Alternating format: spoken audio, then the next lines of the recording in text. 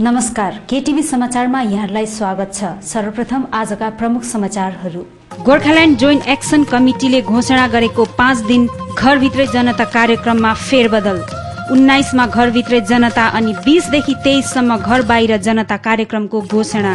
24, 25 र 26 को कार्यक्रम यथावत। 27 र 28 मा देशका राष्ट्रपति, प्रधानमन्त्री र पक्ष विपक्षका नेतृत्वलाई पत्रचार गरिने।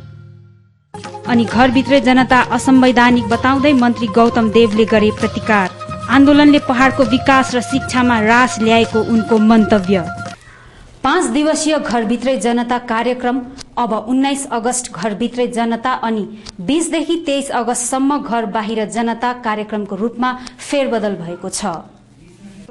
गत 16 अगस्तको दिन सर्वदलीय बैठकमा गोर्खाल्यान्ड जोइन्ट एक्सन कमिटीले घोषणा गरेको 19 देखि 23 अगस्तसम्मको 5 दिवसीय घरभित्र जनता कार्यक्रम आज बसेको बैठकले फेरबदल गरेर 19 अगस्त एक दिन मात्र घरभित्र जनता कार्यक्रम राखेको छ अनि 20 देखि 23 अगस्तसम्म 4 दिनको कार्यक्रम स्वरूप घर बाहिर जनता भनी बताइएको छ। जुन कार्यक्रममा घरभित्रै जनता कार्यक्रम अवधि झैं सम्पूर्ण थोक बन्द रहे पनि जनता भने सडकमा निस्कने थाहा लागेको छ। यस कार्यक्रम अवधि पिकेटिङ आदि नगरिए पनि दोकानपाट र कार्यालयहरू बन्द राखिदिने अपील गरिएको छ। र आजको सभाले धेरै विचार विमर्शपछि हामीले हाम्रा कार्यक्रमहरूमा फेरबदल केही पनि हामीले ल्याएनौं। हाम्रो कार्यक्रम जस्तो हामीले अघिबाट घोषणा गर्यौं त्यही नै रूपमै, तर त्यसमा अलिकति बदलाव यस मात्रामा ल्याएका छौं कि 19 देखि 23 सम्म जो घरभित्रै जनताको जो कार्यक्रम थियो त्यसमा 19 तारिक चाहिँ घरभित्रैको जनता कार्यक्रम हुन्छ भने 20, 21, 22, 23 चाहिँ जनता सडकमा आउनेछ। फरक यति मात्रै हो। अनि हामी समग्र जनतालाई 19 तारिकको दिन घरभित्रै बस्ने आह्वान गर्छौं अनि 20, 21, 22, 23 को दिन चाहिँ जनता सडकमा आएर आन्दोलन गर्नेछन्, नारा लगाउनेछन्, गोर्खाल्यान्डको पक्षमा नारा लगाउनेछन्। बन्द यथावत रहन्छ। अनि यसैले सबैजना जो गाडीका ड्राइभर्सहरूले गाडी चलाउने छैनन्, स्कुलका नानीहरू स्कुल जाने छैनन्, शिक्षक शिक्षिकाहरू स्कुल जाने छैनन्, दोकानदारले दोकान बन्द राख्नेछन् अनि हामी खरिददारहरूले खरिद गर्न नै जाने छैनौं। पिकेटिङ हुँदैन, बन्द रहन्छ।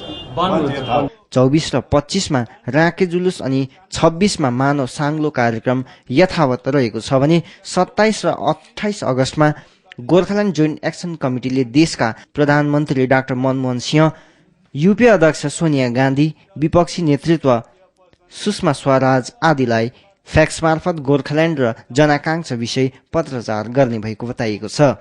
24 र 25 हाम्रो अघिबाट यथावत कार्यक्रम जो राँके जुलुस प्रत्येक इभिनिङ 2टा हुन्छ अनि 26 तारिक ह्युमन चेनको कार्यक्रम यथावत छ। त यी कार्यक्रम बाहेक 27 र 28 हामी सारा भारतका गोर्खाहरूलाई अपील गर्दैछौं। Home minister, prime minister, UPA chairperson र लोकसभा र राज्यसभाका अपोजिसनका लिडर्सहरूलाई फ्याक्स वार्ता पठाउने अनि गोर्खाल्यान्डलाई माग गर्दै एउटा फ्याक्स वार्ता सबैले फ्याक्स मार्फत पठाउने। And we also discussed to stop tea and timber going out from this place. We have not just discussed, we have not decided. This matter came up for discussion. Why we need to put a economic blockade on the state and the central government. We do not want to put pressure on the people alone, but we would like to put pressure on the state and the central government, and this is one way. We discussed about it. We'll let you know later about the exact plan.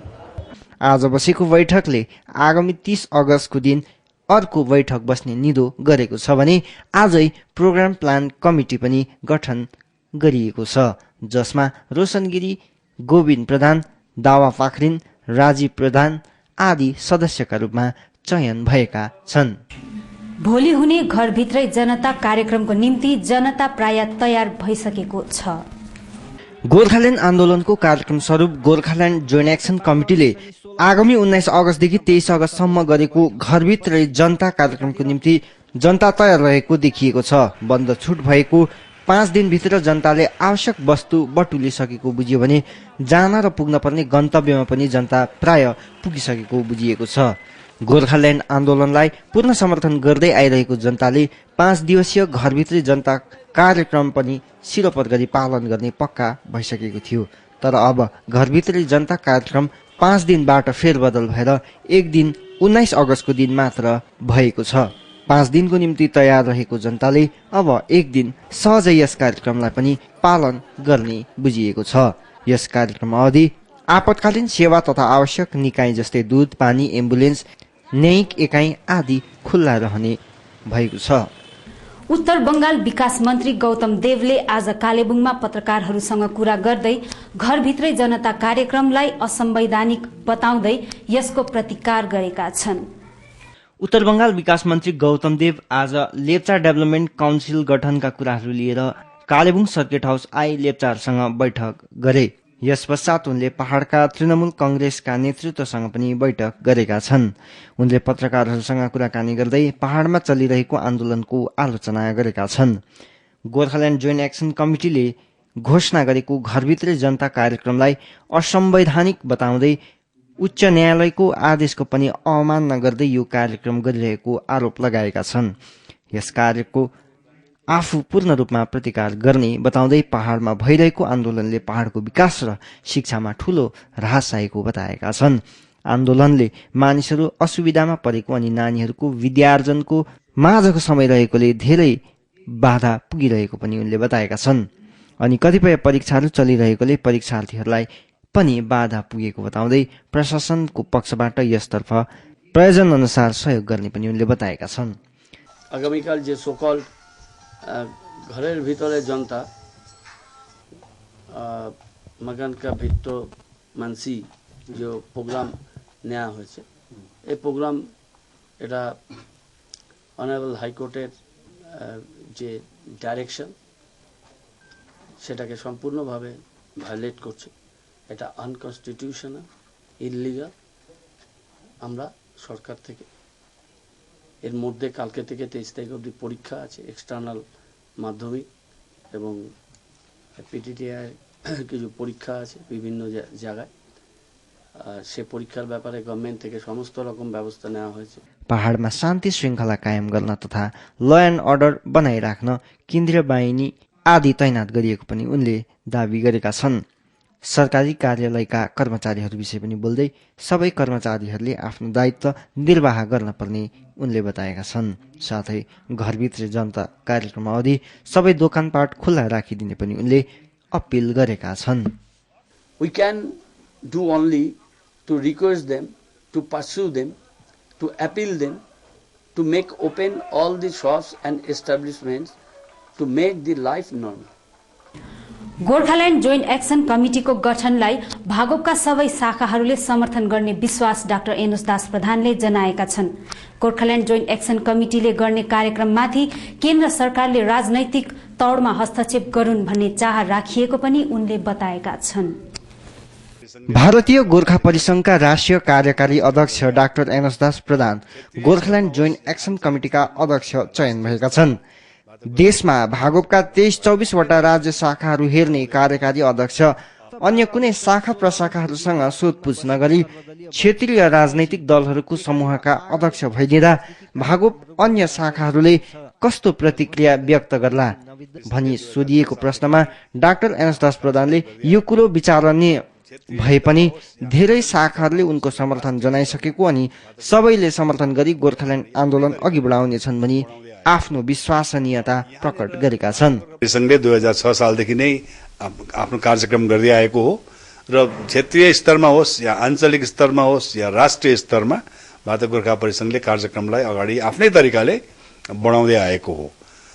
यहाँनिर भारतीय गोर्खा परिसंघको सधैँ एउटा सपना र एउटा दर्शन रहेको थियो कि सबैलाई एउटै जुटमा ल्याउने, सबैलाई एउटा मञ्चमा उभ्याउने, यो एउटा साझा माग हो, साझा कार्यक्रम हो, आञ्चलिक माग होइन, यो राष्ट्रिय माग हो, राष्ट्रिय इस्यु हो, दार्जिलिङको प्रब्लम होइन, यो सारा भारतको गोर्खाहरूको प्रब्लम हो भन्ने उद्देश्यले हामी भारतीय गोर्खा परिसंघ पूर्ण रूपले यहाँ मुछिएका हौं र भारतीय गोर्खा परिसंघ राष्ट्रिय अध्यक्ष र महासचिवलाई नै त्यो सभामा बोलाइएको कारणले हामी त्यस सभामा गयौँ अनि आज सबै हाम्रा राज्य शाखाहरूबाट पनि जुन प्रकारको समर्थन हिजोदेखि नै मैले टेलिफोन अनि SMS अनि इमेल मार्फत पाइरहेको छु। यसले दर्शाउँछ कि सारा भारतका गोर्खाहरू हाम्रो यहाँ इन्भल्भमेन्टमा र यसको सहभागितामा खुसी छन्। गोर्खाल्यान्ड जोइन्ट एक्सन कमिटीले आगामी दिनमा राष्ट्रव्यापी बनाई गोर्खाल्यान्डको निम्ति कार्यक्रम गर्ने जसमा सबैले सहभागिता जनाउने उनले विश्वास व्यक्त गरेका छन्।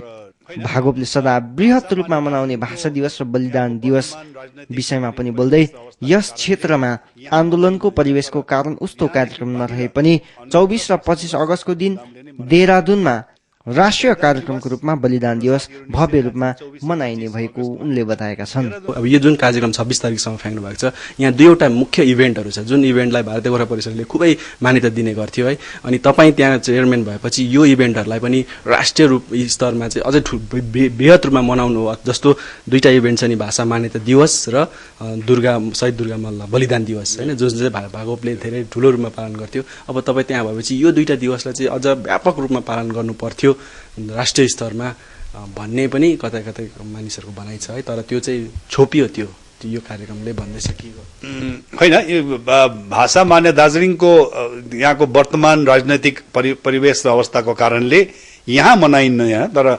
यहाँदेखि बाहिर अन्यत्र भाषा दिवस धुमधामले नै मनाइँदैछ। बलिदान दिवस हाम्रो साथीहरू निश्चय नै जान्छन् 24 र 25 अगस्तमा देहरादूनमा यसपल्ट राष्ट्रिय तौरमा बलिदान दिवस मनाइँदैछ।